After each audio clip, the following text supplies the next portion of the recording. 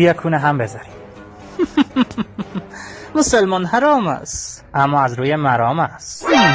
همه دارند برای کردن کس عجله، چشم من در پی آن کون که لرزد چو ژله. مرد جنگ تشنه تیر و پیرزن تشنه کیر، من طالب کونم چه جوان باشد چه پیر.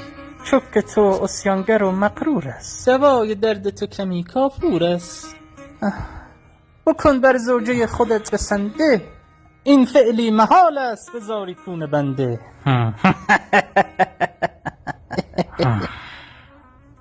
نمیتونی ندی. نوبتی کونه هم میذاریم بعدش خوش کردین. بسیار خوب ابو گما، گویا چاره‌ای برای من نمانده، درش بیاور. جان چه میمالی؟ توف میزنم سرش دردت نگیره.